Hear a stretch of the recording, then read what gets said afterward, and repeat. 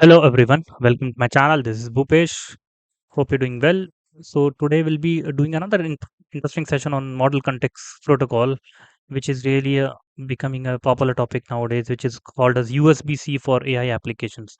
So today we'll be setting up the MCP, certain MCP servers on your VS Code, which is your popular editor when you work with your day-to-day activities, so that you can directly write certain things from your VS Code and get it implemented within a fraction of seconds. So rather than not doing anything with Perplexity or other chatbot tools that we have done it earlier, but today we'll be doing with the help of VS Code, and we'll be integrating GitHub CoPilot using VS Code, and will run certain MCP servers to make that happen.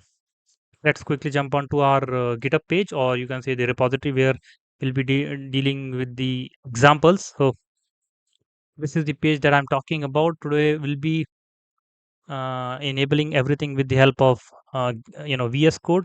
So what you need to do, the first of all, you need to make sure that you have a dot. If you're doing it project level, you need to make sure that you're putting that mcp.json file into that .vs code folder. If you're doing it for all everything, then you can put it into the settings also, right?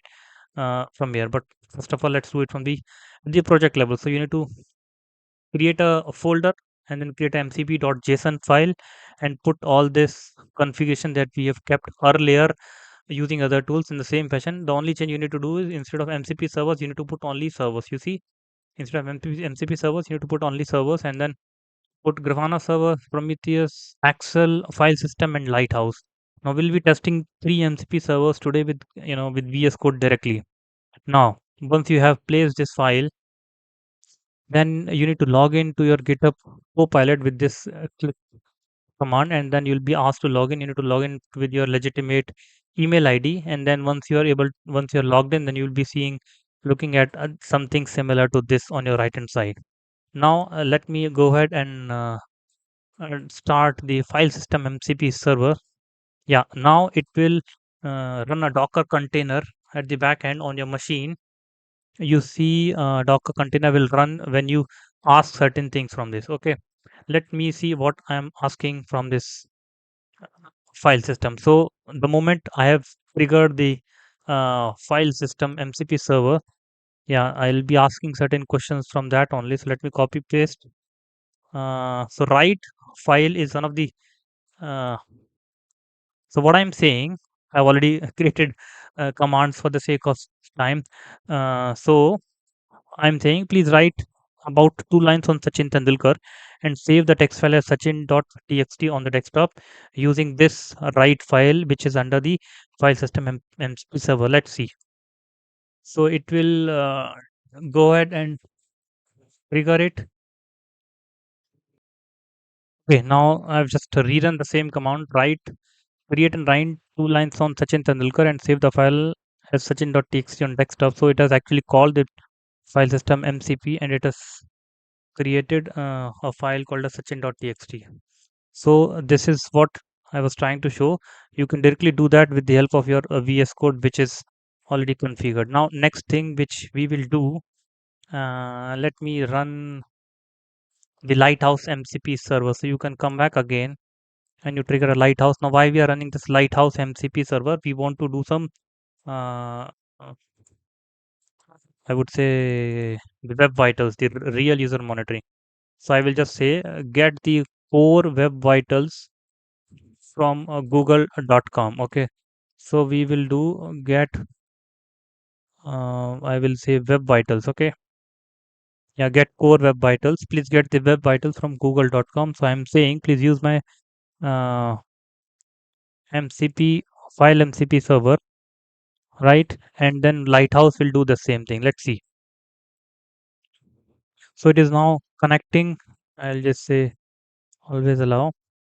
So it is running, get core web vitals from the Lighthouse MCP server, and then it will bring all the web vitals for google.com. And similarly, you can do it for any other website which normally you do with the help of real user monitoring. I'll pause the video so that I will unpause the video now so you can see the web vitals have been executed. So you can say the largest contextual paint is taking 0.7 second, FCP, LCP, CLS, total blocking time, and all the other important details are coming here. Now let's see what are the other commands I can run. So you can run all these web vitals related things from Amazon.com or Google.com. So we have triggered, let's see, certain LCP opportunities from Amazon.com for that matter, right? So yes, let's see. So I'm running now. Yeah, I'll say continue. Now it is finding out any LCP opportunities which are available for Amazon dot in website. In place of Amazon dot in, you can give your website also, and then it will try to find out largest contextual paint that is really there or not, or any recommendations. I'll pause the Okay, I will pause the video. I've done the get performance score for overall performance from google.com. I've not done the LCP because it was taking time. So you can see the performance has given some recommendations. We can optimize images, we can reduce render blocking resources, and so on. So that is on to this MCP server. Let me now trigger the third MCP server, which is my favorite. I'm triggering now Excel MCP server, and let me see, is there any container that is running? So no, there's no content. So it is running directly everything on Windows. So let me see what command I want to. So there's an Excel sheet on my desktop.